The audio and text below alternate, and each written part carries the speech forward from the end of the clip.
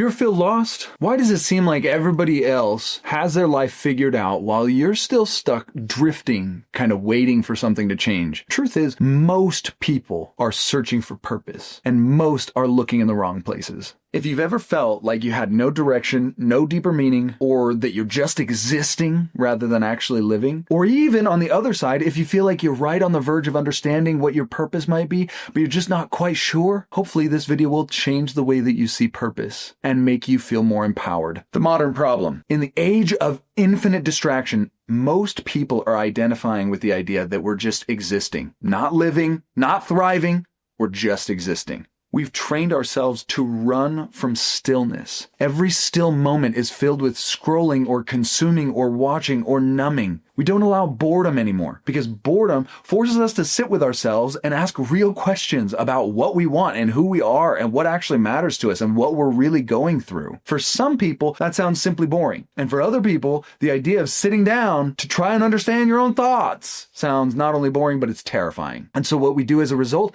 is we externalize everything. We look for validation in numbers, purpose in job titles, identity in how we look, our aesthetics. We chase things outside of ourselves, hoping that at some point we'll arrive at purpose, thinking that it is outside things that will complete us. But that's not how purpose or completion works. The psychology of purpose. Your brain operates on a filtering system. That is, what you focus on becomes your reality. Self-fulfilling prophecies, law of attraction, all of those things. It's not magic, it's just psychology. What you focus on becomes your reality. You will always get more of what you look for and what you expect. There's a part of the brain known as the reticular activating system, or RAS. This is the mechanism that determines what information gets prioritized in your subconscious.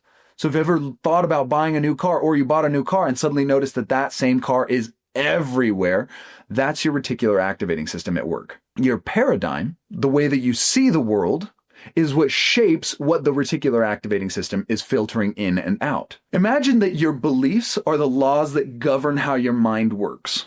Okay? And those laws create and dictate the kingdom that you live in. I'm taking this from a scripture that says, there is no space in which there is no kingdom, and unto every kingdom there is given a law, and unto every law there are bounds and conditions. There's a law that dictates the kingdom that we associate with, and unto those laws there are bounds and conditions. So if your core belief or your law says, I have no purpose, your brain will look for evidence to support it. You'll notice how lost you feel and how other people seem to have direction while you don't. How opportunities never seem to come your way. Another common belief that people buy into is the phrase, I don't want to get my hopes up. So if that's the law that their brain thinks they need to live by, then that would mean that hope is against the rules according to the kingdom that they mentally and emotionally dwell in. And so the world, as a result, feels hopeless. Meanwhile, someone who believes everything I do has meaning, the world is biased in my favor, and opportunities always tend to find me. The kingdom that they live in is totally different. The kingdom that they live in is totally different because their mind is filtering different opportunities. It's looking for connections and patterns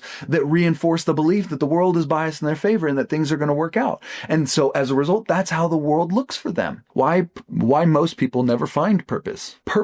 I just want to say first off that purpose is not discovered, it's built. Most people are waiting for their purpose to be handed to them like a revelation. They think that if they search long and hard enough, that if they pray hard enough, they're suddenly going to stumble across a grand, predefined meaning for their life. Eastern philosophy teaches that purpose is something you cultivate, not something that you find. Some Eastern philosophies speak about dharma, the idea that meaning emerges through actions, discipline, and alignment with higher principles. In contrast, Western philosophy often ties purpose to achievement, titles, accolades, and status. This is a trap. When purpose is externalized, it becomes fragile. It becomes dependent on that external validation, which is why so many high achievers still feel empty. I like to say it's your foundation. If your foundation is built upon something that is unstable, the moment that situation changes, you're going to feel shaken. If you feel like you have purpose because of the girl that you're dating and suddenly you guys break up, your purpose is now gone with her. If you feel like you have purpose because of the church you attend and then suddenly somebody in that church offends you, things are not the way that they were. And so suddenly the foundation is shaken. If your foundation is finances and suddenly you make less money for whatever reason, there is a layoff, then man, It's going to be scary. It's going to be a scary moment. Does that make sense? How to actually find purpose. Number one, shift from searching for purpose to creating purpose. You are a creator. Stop treating purpose like it's a hidden treasure that you need to find, and instead ask, what can I build? What can I cultivate? Purpose comes from committing to something and allowing meaning to emerge through mastery and contribution. Number two, change your kingdom. Your beliefs, again, act as laws that define the kingdom that you live in. If you want to feel purpose, you have to rewrite the laws that you're living by. Instead of saying, I have no direction, start asking, what am I uniquely positioned to contribute in the world? The more you focus on that, the more your subconscious will filter opportunities to reinforce that you have unique contributions to make. Number three, embrace stillness. True purpose isn't found in distraction, feeling good, or in dopamine. It's found in the space between thoughts. This is why shower thoughts are so profound. This is why we have the phrase shower thoughts. It's one of the few times we allow ourselves to just be. Incorporate moments of silence into your life. Meditate, journal, walk without music. Let your brain process what's going on around you. You don't need to be constantly entertained or constantly stimulated. Number four, focus on what makes you come alive. Purpose is less about a singular grand mission and more about a process of alignment. Aligning with the highest laws, the highest truths, the highest bits of knowledge. What excites you? What challenges you in a meaningful way? What makes time disappear when you do it? Not just video games or pornography. You don't want to follow those, but most of the things that make you come alive, that make you feel peace, those are signals, and those are leading you somewhere. Follow the peace. The fog of purposelessness isn't something that you just wait for it to clear. It's something that you walk through. I had a business mentor who always said, if you're in hell, don't stop and look around. Get through it and get onto the other side. Purpose is not waiting for you at some final destination.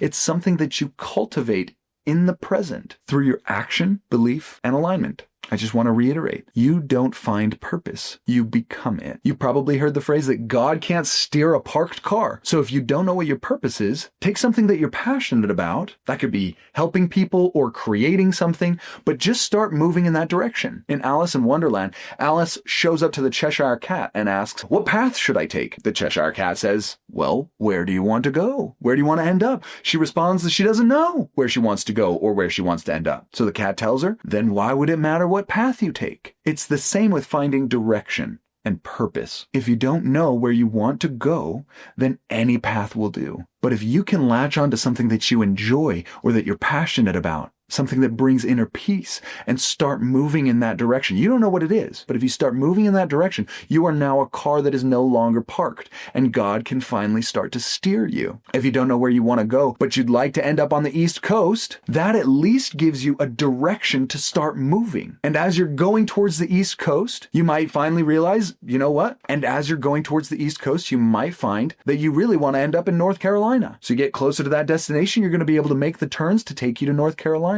And the closer you get, the more specific you're going to be about what you want. The same applies to purpose. Just start moving in the direction that you want. As you learn more and more about the topic that you're choosing to pursue and that you're passionate about, it will start to make more and more sense and become more and more clear where you want to end up.